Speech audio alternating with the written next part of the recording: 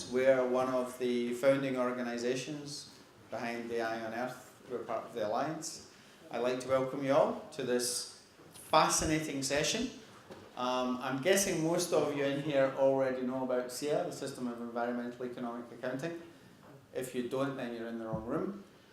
So this session is going to be moderated and chaired by Dr. Wafa Hosn.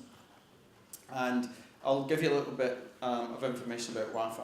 So for the last 7 years, she's been the Chief of Economic Statistics at UNESCO, the United Nations Economic and Social Commission for Western Asia. For 7 years before that, she was leading sectoral environment and energy statistics. And I don't know if it was for 7 years before that you were working on research in and university work in Canada, where she also got her PhD and her MSc. So probably more importantly than all that is what you actually do. So she advises our countries, I guess, around capacity development, capacity building, relating to statistical standards in the area of environmental economic accounting, and notably in relation to sustainable development indicators. So you don't want to hear any more from me, so I will pass over to Wafa.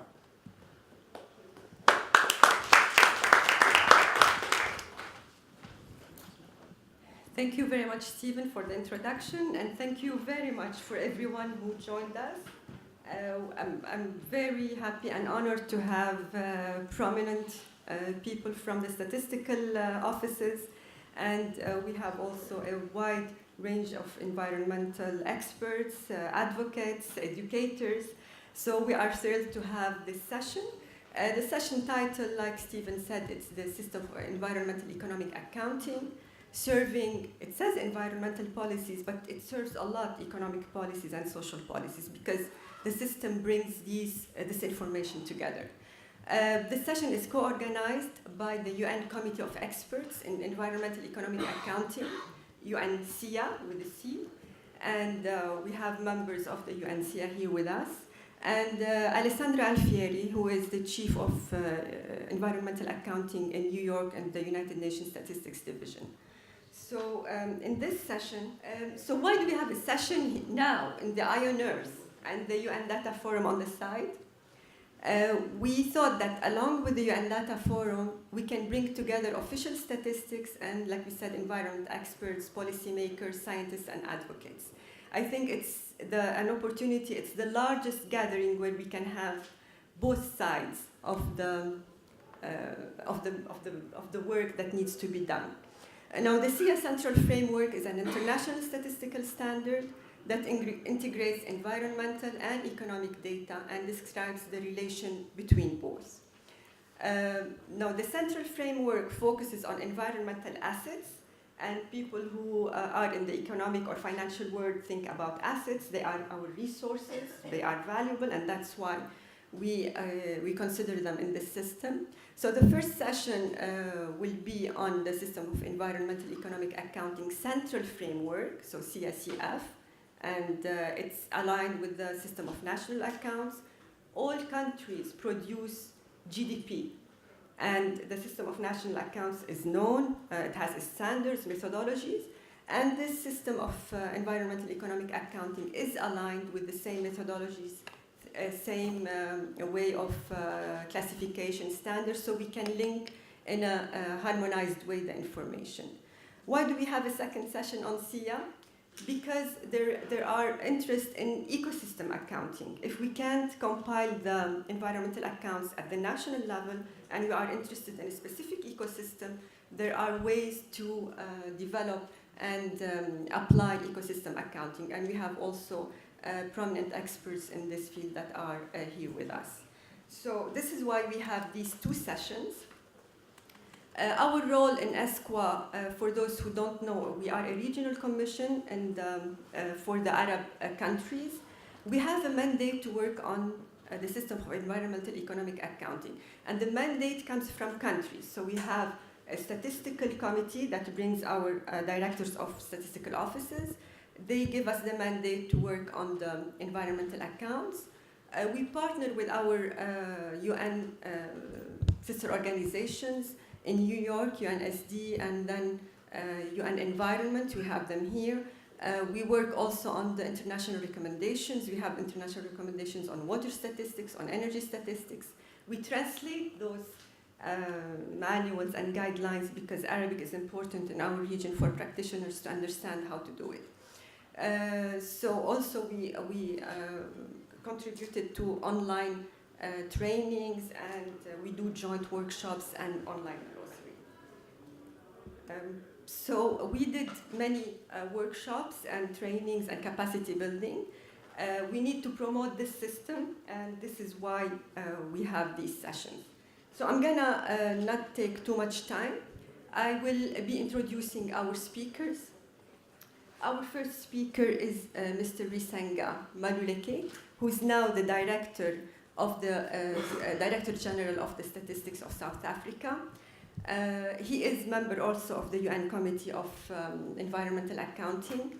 He has a background in mathematical statistics and urban science, and he served for more than 15 years in the Statistical Office of South Africa, and he works with the African Development Bank, UNSD, ECA, and ECA, which is the same as ESCWA for the Africa region. So I would like to have Mr. Risenga coming to the podium. We have also Dr. François Soulard from Statistics Canada. He is the Chief of Research and Development of Environmental Accounts for the statistical program in Canada. He has a PhD in geography, and he has been working at Statistics Canada since 1997 in this field. He developed several sub-accounts. He'll be talking to us in this session and the session after this one. And we are delighted to have François with us here. Please, François. We also have, I said in here, like we have 5 countries, 3 continents, South Africa, Canada, and Brazil, who have in natural resources a large, resource in forests, water. So these are countries who are really very rich in natural resources and who are keen on developing and taking care of their natural resources through the system of environmental economic accounting. So we have the host country. I'm very pleased to have with us Mr. Ali Buharoon, who is the director of the Department of Economic Statistics at the FCSA, who are hosting the UN Data Forum on the other side. We work with Ali on economic statistics, national accounts, price statistics, and along with Khamis, who is an expert with them on environment and energy statistics. So they were a member of the London group for energy accounts, and he will be joining us as well to talk about the UAE forward work on the environmental accounts. So please, Ali, can you join us? And then maybe Jillian. Jillian has been on many sessions here in the UN Data Forum.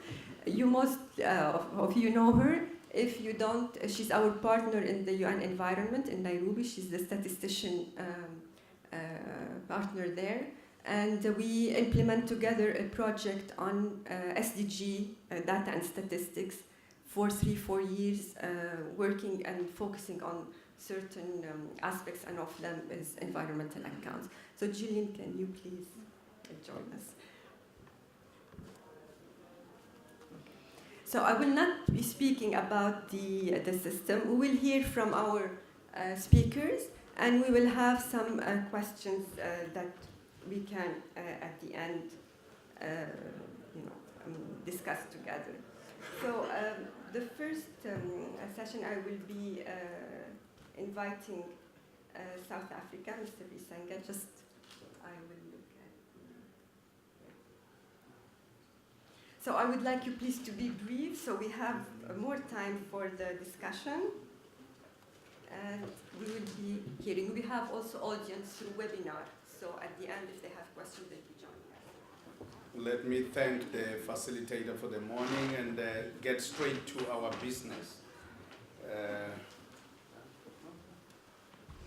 The first thing is, let me tell you where we started as South Africa. And of course, we had the water account. We dealt with issues of energy, minerals account, and of course, fisheries, natural capital accounting. And finally, we went back to update the water account and and of course the whole issue of the study of the experimental ecosystem accounts.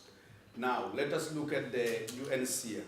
In terms of the SEEA, this is just our background to understand that we have been in this committee for quite some time, and of course, as established during the 36th session of the UNSC, and of course, from time to time we do meet, but we meet under the bureau that was established in 2007. But let's look at what the bureau is looking at. We are looking at 5 work streams. South Africa is responsible for Area D, which is the implementation of statistical capacity building, as well as the other issues that are led by other countries. And of course, we do, from time to time when we meet in the bureau, exchange our experiences. Let us look at the whole issue of the work stream and the global assessment, number 1. We are looking at 193 member states and 22 territories, and of course only 109 countries have responded to the survey of the whole issue, the form that was sent out for them to respond. And of course, additional information included 18 additional countries, and this includes the update of the descriptive statistics, that is the coverage compilation of planned accounts and technical assistance. Now we will look into those issues. I will not spend much time on the gap analysis. Let us look at the coverage. The coverage, we are talking about data from 127 countries. And in terms of those that we asked, does a country have a program on environmental economic accounting? And those that indicated that they had that program were 80. And of course, those that didn't have were 21, and you can see the blue color tells us how much progress we are making. And of course, where we didn't have data and where it's not applicable is the yellow color. I'm not sure if my colors are reflecting very well there. But the light blue one is where they said no, but they are making plans to do so. Now, let us look at the status of the compiled and published accounts. Those that are darker blue are talking about having compiled and published, and we are talking about far more than 50, and 19 only compiled only. But this is the most interesting table, where we are looking at who are the providers and receivers of technical assistance. And of course, on the left-hand side, we can see the agencies that are providing the technical assistance, and of course, on the vertical columns, we are looking at those that have received, and we can see that Asia is leading in terms of as much as they have benefited in terms of receiving technical assistance, while from other regions like the Caribbean, we have a lot of scarcity. Now, let us look at countries that have received the most assistance. Indonesia is leading the pack, and of course, going through to the Philippines. Of course, we wouldn't forget South Africa. You can see South Africa there in the middle. And finally, we are looking at Botswana in terms of those that have received the most assistance. And countries that have provided assistance to other countries, Australia is leading us, followed by Mexico, the Netherlands, and of course, you can see it's largely your developed countries that are providing technical assistance. Now we want to look at funding in terms of the availability of funding. All throughout the countries, we have about 70% of regular funding, but in terms of developing countries, that's the blue color, we can see that it's below 50%, and in the developed countries, it's far beyond 90%, 92% to be exact. And of course, where we don't have any funding, we can see that we are dealing most of those challenges in relation to developing countries. And countries that have the most funding risk, Mauritius, Samoa and the like, and of course periodic funding, we can see that we have largely your developing countries in that pack. Now the gap analysis on the water account, on the water side, let us look at those in terms of, we had 25 countries that have compiled water economic accounts since 2008. And of course, we can see in terms of the darker colors, those that have had a regular work being done. I must assure you, Program Director, the next slide is blank. I thank you. So I was really happy to hear about the fact that so many countries are implementing SEEA. Because I was at a conference recently with academia, and the guy in front of me was kind of dismissive, saying like, frameworks are like toothbrushes. Everybody needs one, but they all want to use their own. So I'm really happy to see that, in fact, SEEA is adopted. It's a framework that's used that allows the production of data that are comparable. Now, I'm pretty proud of being at StatCan. I like my employer. A couple of days ago, this report came out, an article in the Globe and Mail, which is a national paper, saying StatCan may be dull, but it's a vital institution. And it's saying like, it's kind of a Canadianism to say, no, StatCan says and people believe it. So in this world of fake news and alternative facts, no, I'm proud of this statement. This summer, a public opinion survey confirmed that 80% Canadians trust StatCan. That's higher than any other institutions, banks, academia, and media. So I'm really happy. So we're dull but trusted. Okay? It's better than the opposite, you know, rather than flamboyant and mistrusted. But I'd just be happier if we produce more stuff on climate change and on permafrost melt instead of frozen poultry and roof shingles or something. Still, we're a national statistics agency. I'm responsible for a team of 8 people. We do geospatial analysis on the environment using SEEA. I have a publication, an annual publication called Human Activity in the Environment. And we do not only accounts, but we also do statistics. And yesterday, Wafa, you asked me to tell a story, so I'm going to use that as a story to try to produce information, show information in the accounts, while not putting you guys to sleep, which is doable, believe me. The last edition was on forests in Canada, so I'm going to tell a bit about that. I'll skip this slide in the interest of time. And just goes to show that this is kind of we have 2 summaries of the publication, infographics. In the publication on forests, as we do on other publications, we kind of put together information on the biophysical side. So we see here the importance of forests in Canada. It's 9% of all of the world's forests. It's more than 1/3 of the area of the country. We discuss harvesting, deforestation, pests, forest fires. But we also produce information on the socioeconomic aspect. Who benefits from forest? Where are the communities that live? What's the proportion of the economic value generated in Canada that benefits from the forest? We also produce map. This is a map compiled of forest harvesting between 1985 and 2010 using Landsat data. And this is one aspect of it. The other aspect of it, which is super important, and we hear about the latest report from the IPCC, gotta keep below 2 degrees, ideally below 1.5 degree. If you notice in the northwest of Canada, in that climatic zone, winter temperatures are already 5.7 degrees above normal. Not 1.5, not 2, 5.7. That's in the winter, and in the summer, it's 2.3, or during the whole year, it's 2.3 degrees above. This last summer, we had record-breaking area burnt on the West Coast. And the record we beat was a record that was set last year. Yeah. So things are changing for the forest industry. So we want to understand the importance of the forest for the economy to be able to adapt when these things are happening.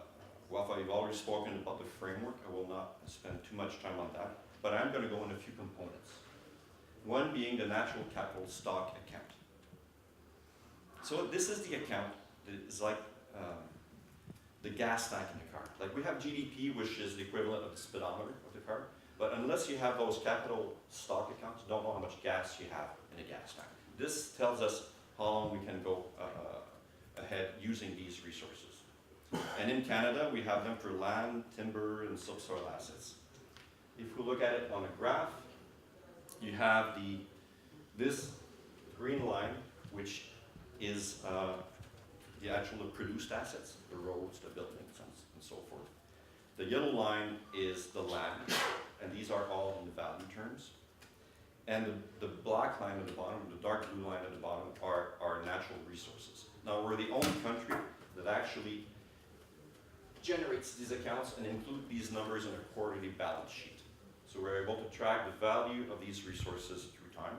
And if we just disaggregate the blue line, the natural resources one, we see the energy, the minerals, and the timber. So we see that our forests are vast.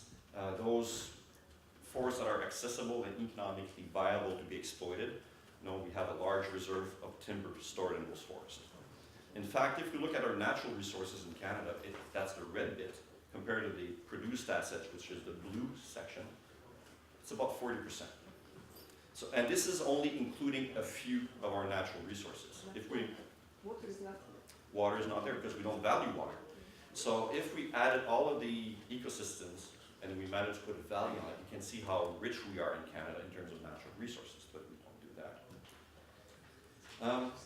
Well, that's one aspect. That's the stock or the asset aspect. The other important aspect is the flows. So those stocks generate revenues from, and we consider those and present them as flows. And in Canada, we have 3 flow accounts. We have water use, energy use, and greenhouse gas emissions. And I'll focus on the greenhouse gas emissions in this talk. It's probably not very readable, but here you have an account for greenhouse gas emissions, and you have 2011, 12, 13, 14, 15, total production, industry, and households. Just look at what's in the red box.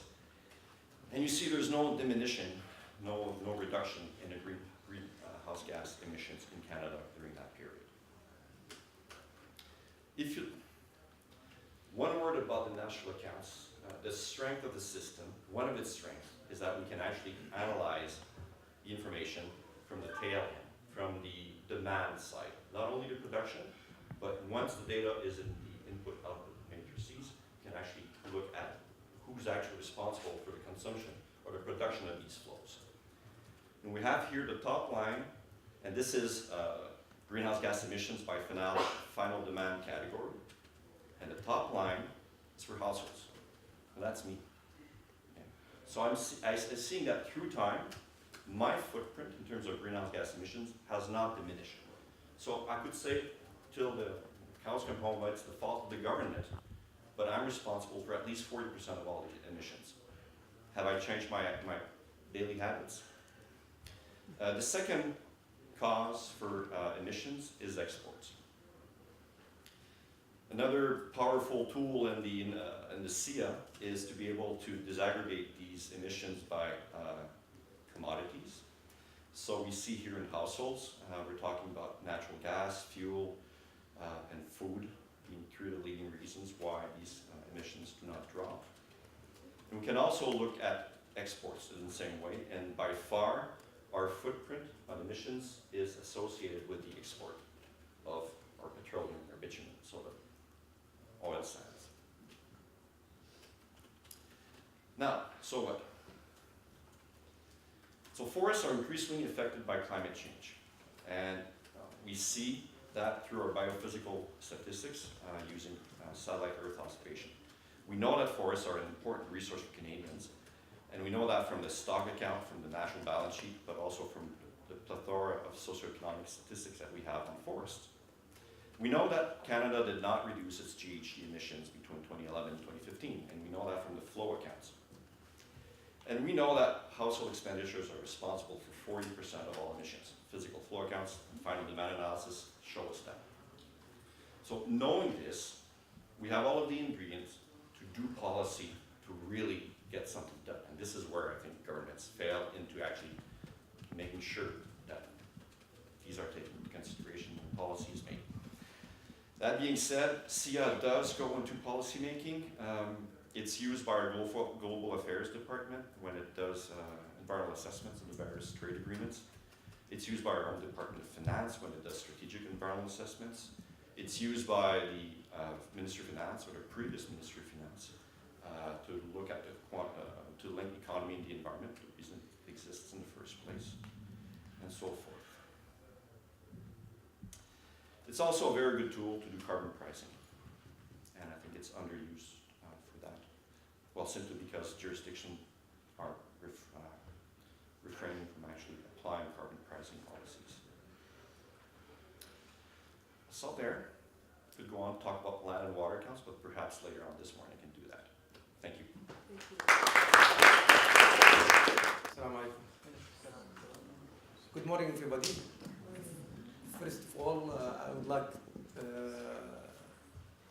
to welcome all of you here, and as well, I hope you have enjoyed the sessions around the forum for the last 2 days, and as well to enjoy the rest for today. And as well, I hope you have enjoyed as well the stay in Dubai and the social event last night, and hope we could leave a good experience with you. I'm going to talk about the experience of the UAE in SEEA on energy. And before I start, I would like to thank my colleague, Mr. Khamis Raddad, who has made most of the contribution to this presentation, and as well who's heading the survey on energy which is taking place at the moment in the UAE. So thank you, Khamis. To give a little introduction about what is the SEEA energy. It is a multi-purpose conceptual framework for organizing energy-related statistical information, and it is support analyze all of the role of energy within the economy, and as well the relationship between energy-related activities and the environment. The SEEA energy is full associated with the SEEA Central, which is has been introduced by Wafa and our other colleagues.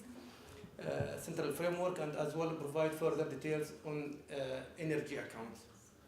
So it is at heart of the SEEA energy is an accounting approach that records the stocks and the flows of energy within the economy. The accounting approach of SEEA energy is based on the system of environment economic accounting, as we mentioned, and as well it is based on the SNA 2008. The concept and definition which comprise SEEA energy are designed to be applicable across all countries, taking the place differences between all the countries around the world. So SEEA as well energy informs policy about what is the benefit of SEEA energy. It's informed the decision related to the supply and use of energy, as well provide broad guidance on issues and areas of concern that should be the focus of the decision makers around the world, and as well provide progress towards the policy objectives. The details of the information in SEEA energy as well can support a rich or a richer understanding of the issues and identify the key drivers of change in this sector. SEEA energy as well framework support the development of models and scenarios that can be used to assess the impact of possible policies. The use of energy in policymakers improve as well the energy distribution and access, managing energy supply and demand, reducing the pressure on environment. We have 3 types of account in the SEEA energy: the physical supply use tables, and the monetary flow and asset account. The UAE experience, it is very new. We just started in 2018 the first survey that will cover in details the energy sector in the economic activities.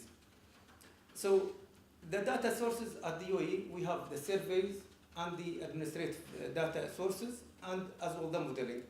For the surveys, we have the economic survey, which has been going for several years, but we have as well the special survey, which is, as mentioned, it is the first time we are conducting the energy and environment survey this year. We have as well another source of data, which is the administrative data from the government sources, and as well other administrative data from the private sectors and others.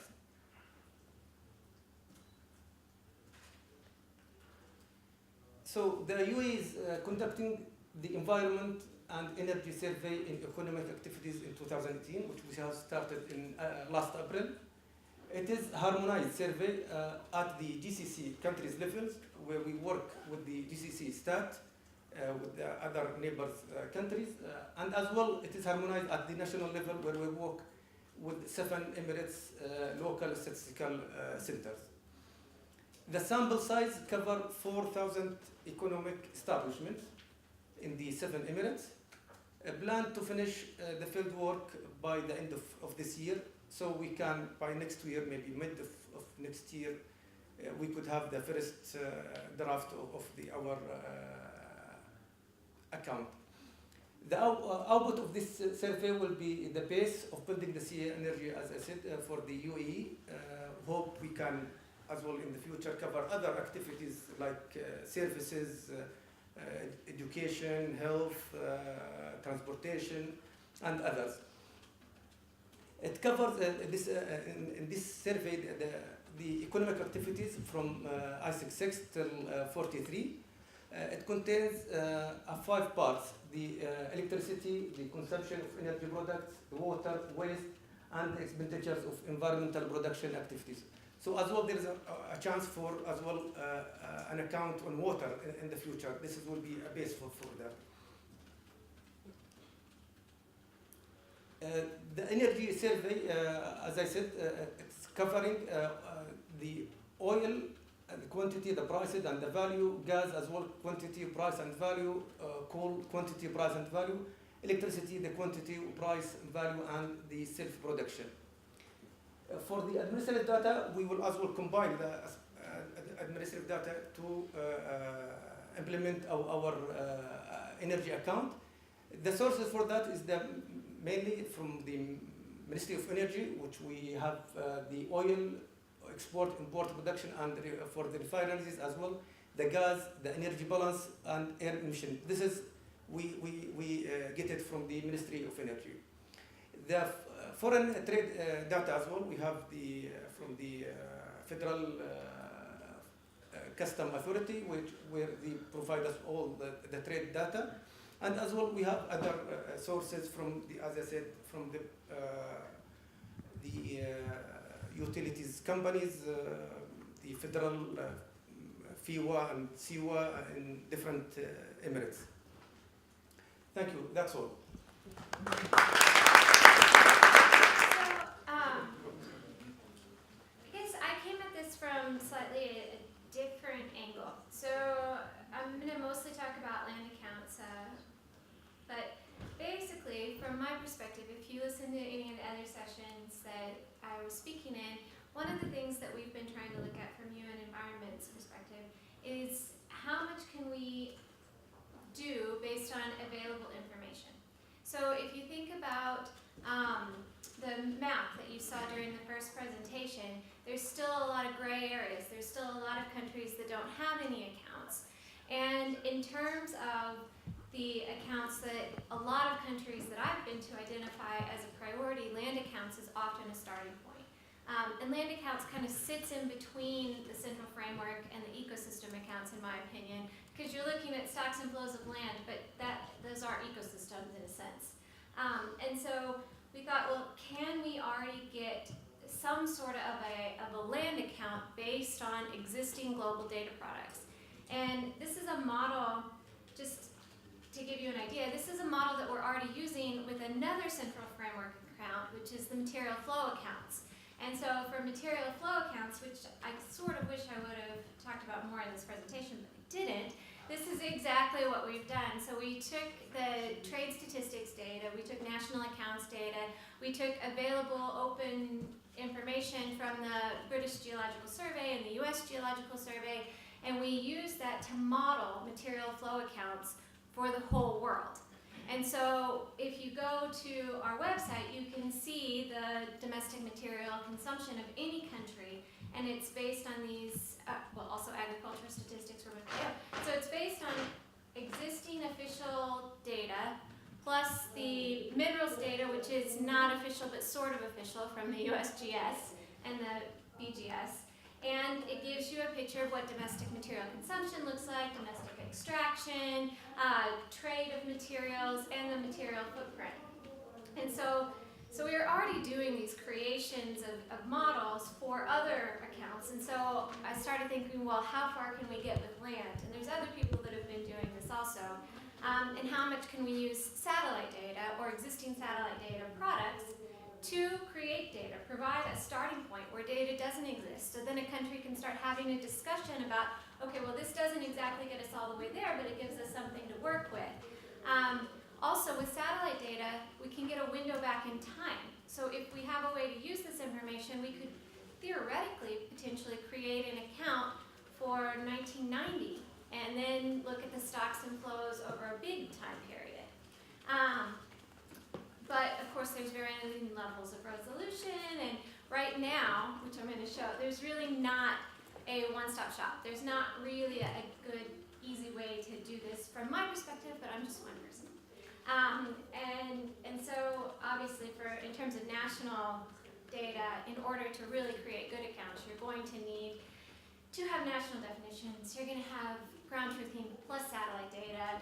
You're going to have to integrate in situ data plus model data, particularly, I mean, if you're trying to go the ecosystem accounts direction and, look at things like the quality of the ecosystems, you're going to have a lot more information than what we have at the global level. But that was sort of where I was going to take you through. One of the indicators that we have that's close to land accounting is this indicator on water extent. But I will say, right now we're just looking at water extent, then we're expanding to other freshwater ecosystems, which is wetlands. But this doesn't get you all the way there because of the fact that if I was interested in a land account, I would want to look at changes in ecosystems between one category and the next. But we can only really tell you changes between water and non-water. Maybe this isn't quite, it's not quite there. And so I think I'll skip this, but this gives you a direction of where we're going. And so we have this in terms of 661, we formed a global partnership with people to create this data product. And I think, this gives you an idea of how we've made this happen. And we do want to continue this sort of work. And hopefully in the future, I think we could go the direction to actually have some sort of a land account for everywhere. And it's really, here I was just trying to show how important it is that you do use high quality methodologies, that you're not just creating, that you're not using a product that hasn't been validated whenever you start creating your account, but that you are trying to use the best available information out there that has been validated as your starting point. So I did not think I put this much of this in there, but so the data that we have, so we do have data that can capture the changes in land. So if you look at the changes in land between these two photos, if these were sort of annual average photos, you can see that the water change was very high in 2010 during the flooding year, and then in 2009 you had a different sort of year. And so in the land account, you would be able to pick up this sort of chart information, where you would be just measuring the actual extent of water in a different place over time. In terms of your opening and closing, you can, of course, mostly people look at annual values, but another interesting idea for a land account is you could look at different seasonal variations of how your land looks over time. This is particularly interesting, I think, if you have a lot of seasonal variation where you have different periods where things are either water or agriculture or water or something else. Here's another example where a land account, you could capture what was water in terms of a lake, and now it's something else. But what is that something else? As I said, we're only capturing what was water versus what is not water. So we can't really tell you if it then became a desert, or if it became a forest, or if it became a marsh, or if it became something else completely. And then again on my data quality here, so as we were looking, just to, if we could even just do sort of opening and closing of water, I will say that some of the satellite data is not great yet. So if you look at a country like Tonga, so this is over the whole country, the light blue line, in terms of what we've done, represents where we didn't have valid observations, and so we had to model. And the dark blue line is our actual data that we have. And so if you look here for Tonga, if you go back pre-1999, we basically have no data. And even from, we're saying, so in the methodology that we have, we're saying that anything less than a 90% observation rate is really questionable and you probably shouldn't use. And so we have like 2 years of data with above a 90% observation rate for Tonga. So everything pre 2013 is questionable. And so for those of us who are thinking of using things like this in land accounts, it's really important that we don't just take a data product and run with it, that we look at this sort of information and we say, well, for Tonga, this is going to be really questionable because what we're actually doing is a loose model that even we think is not a great model. So, so I think that, I'm just trying to highlight some of the information available and some of the dangers of using it and the opportunities at the same time. So now if we look at how this works in an account, as I said, really we want here to look at type of land changes. So the database that maybe comes to mind for some people or for me was that there's some famous sort of land cover accounts. So the CCILC is a very famous land cover account. It's at 300-meter resolution, and it has many different classes of land cover types. So for this, I converted these land cover types into ones that I liked. So I created my own definitions and I grouped things together, and I wanted it to match up with my definition of water. So I marked it within the scope of 661 and what's not in the scope of 661, and then I identified everything that looked like a crop to me in their categories, everything that looked like a grassland to me, a forest, human settlement, and other land. So I had these different categories of what I was going to use in order to create my account. So I'm going to take you through what this would look like. So here is my 2 maps that I was going to do my opening stock in 2000, a closing stock in 2015, and see how things changed over time. And this is Afghanistan, but it doesn't really matter. I just kind of chose a country and pulled it into ArcGIS. So now, this is something that looks like an account. So based on the map from CCILC, I created this sort of account where for my opening stock in 2000, looks like this. My closing account in 2015 looks like this, and so you can see the changes in land in Afghanistan. You can also, in the top table, see what became what. So, you see here what this tells you is 7% of things that were crops in 2000 were still crops in 2015.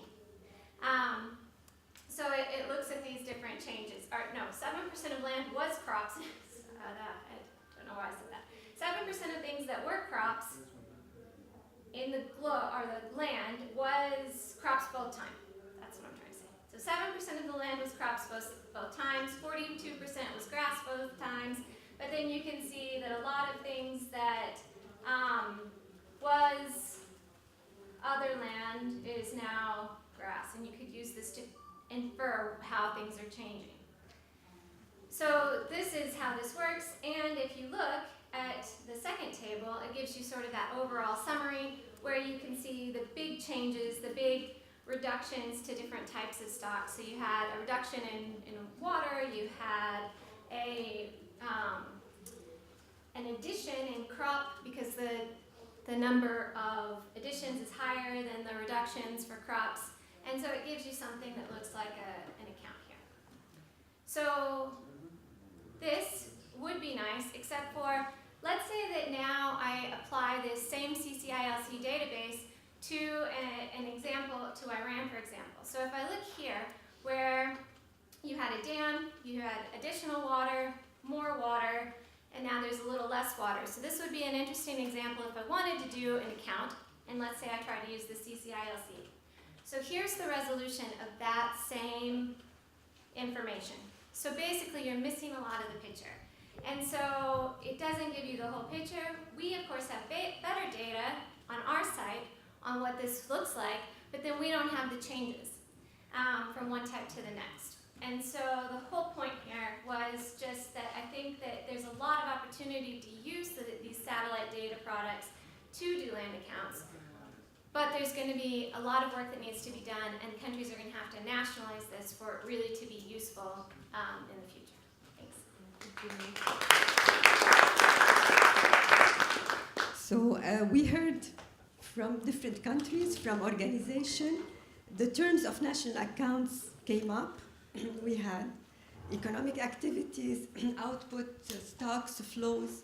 So it's very inherent to the national accounts, and this is where this system needs to be worked with your teams at the statistical offices with national accounts. Maybe I have just few questions just to our audience. Mr. Risenga, maybe how difficult was it in the country to convince policymakers, to convince that this is something we have to put budget in and we have to work on in South Africa? Maybe we can start with this, this question. I mean, yeah, I can hear that. Firstly, it's most developing nations are struggling with making funding available for generally statistical activities. And when you come to an issue like environmental accounting, or it's a lot more challenging. And because then you are translating life and life activities to numbers, it becomes a lot more challenging. But we don't have much a challenge in South Africa specifically, because the line ministries that have particular interest in this, and especially in reporting on the SDGs, want the data. But generally, it is a challenge for developing nations. Thank you.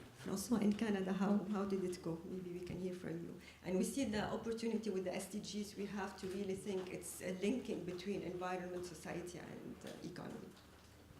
Well, there is a long tradition of doing environmental economic accounting in Canada. That started back in 1997. So the year I started StatCan, already there was a publication called eConnections, in which we had stocks and flows of natural resources. So that was just 4 years after the call to arms that followed the Rio Convention and Agenda 21, because it's in 1993 that the first mentioning of satellite accounts for national accounts was mentioned, and only a few years after that came along. Still, I think it is limited. We have a small team. Canada is a very wide country, 10 million square kilometers. We have about 500 people working on macroeconomic statistics, and a tenth of that maybe just on environmental statistics, so it's not sufficient. And we are ignoring the oceans. So now we're starting to work on oceans, and hopefully we can get things going on that front. Thank you. I mean, having lived in Canada, I know how much people are involved in environment and natural resources, and they hold their government accountable on this. So this is where we need our activists here and our environmental experts to urge their governments to provide good statistics on that. Maybe I can have other questions to Ali. Ali said they have the data producers in UAE, and a lot of it is administrative records. I know that ADNOC, the main oil company, they said, I mean, they share the data with the statistical office, with the SCAD Abu Dhabi office. So this is where, I mean, in the statistical office, it's important to do the surveys like what you are doing now, but to use the maximum we can, the data that is provided on, they said on a minute basis they provide you with the data. So you need to have, I mean, also the resources to analyze and to make sure that this data is consistent with what you're doing on the survey side. Actually, the survey has been postponed for several years. We have taken this initiative since maybe 3-4 years ago. Unfortunately, there is some challenges at the local levels. They are not ready to yet, to conduct such a survey because of the budget issues, because of the manpower as well, or the human resources, and as well busy with other local requirements. As well, there was a challenge with certain office at the local levels. They were trying to go for the administrative data and do not go for survey because they said it's a burden on the economic sector, private sector, that we are every day we are knocking their doors to ask them for certain information. So they tried more than nearly, I can say, 1 year. Just they are, trying to postpone and saying that we will go for administrative. But in the end, we said that it cannot be covered by the administrative data because not everything can be get from. We have to go and this is as well in alignment with the, as I said, with the roadmap of the GCC stat. We thanks them since they have put such an activity on the Gulf Cooperation Council countries as a priorities and to be achieved by 2020. So I think we are now on the road. Finally, we got agreed with all the stakeholders at the 7 Emirates and our people in the field. And as back to your question about the administrative data, a lot of development has been changed with especially with the Ministry of Energy and Industries. The good news that the Minister of Energy become a board member of FCSA, so that will change, which is just has been recently one month ago, with other ministers as well. So this I think it will push the things for the good future. Thank you. Jillian, can we leave for the participants so they will have questions? We have, I think, 2 more minutes. So if you have questions for our audience, for our speakers, please. Yes. Abir.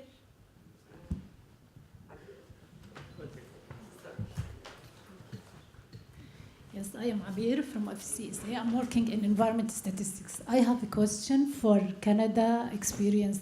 I'm looking for you present you working on forest account. What about mangrove and related to fishery and it is habitat for some types of aqua? It is linked with and you make some account for this? Because it is related, I think. And mangrove, don't talk about it. I don't know why. It is huge in GCC countries. That's why.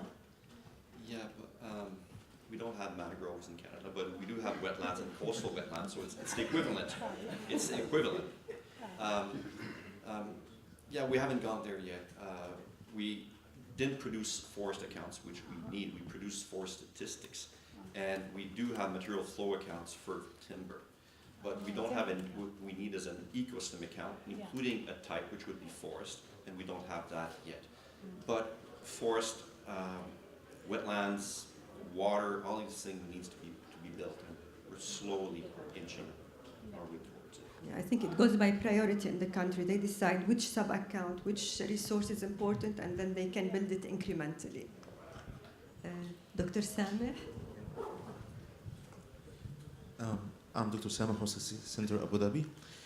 Already we conduct the environment and energy survey since 2010, and we have a great achievement on that. And actually, one of our major challenges is the response on our surveys. Actually, after 10 years, we say that we only conduct to the economic establishments. I'm talking about the whole sample. We still facing difficulties to how we can say building the questionnaires to map it with the financial statement of the economic establishments. most of our questions is not included in their documents. They need to spend times to respond to our questionnaires. I think this one of the major challenges for environmental economic accounts we build some we can say administrative questionnaires for the ADNOC and other major industries and integrate the data with the results of other economic establishments. But still, for small SMEs is very difficult. Also that for main establishment is also difficult. Thank you. Veronica Ruiz from International Union for Conservation of Nature. I would like to thank all of you for your presentation, but especially Jillian, I'm very interested on your presentation on how the spatial data can show that it's changing ecosystems. But I would like to know, in your work, you are also identifying which are the main threat and factor that drive to this ecosystem change. So then to understand why the dynamics of the ecosystem are changing. I mean, that is the point of a land account, is to be able to understand why ecosystems are changing. And so I think that people who do land accounts well are able to do that. As I said, my impression is that this kind of land accounting for the world, we're not quite there yet. So with the information that we have available to do what I was proposing, you wouldn't have the resolution that you need to make the conclusions that you're asking about, which is unfortunate. Pali, last question. Yes. We say in Arabic.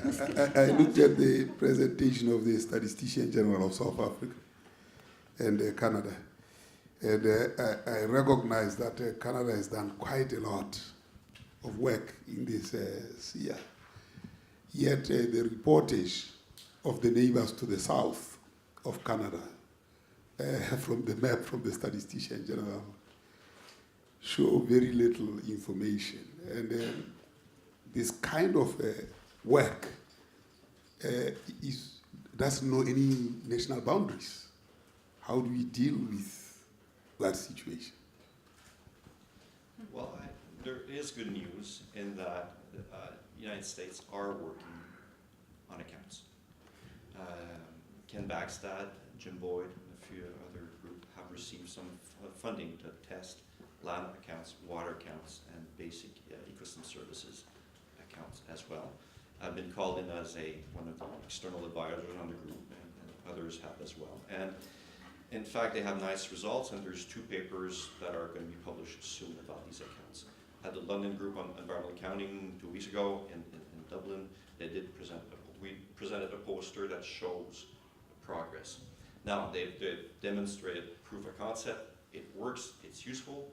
Whether or not they get permission or funding to go further, that's an entirely different matter. But I agree with you, it needs to be done. There is hope, like he says. Maybe there will be trade in CO2 emissions, so things will change. Thank you for joining us for this. We can take a break, and we will have the other session convening later on. Thank you very much.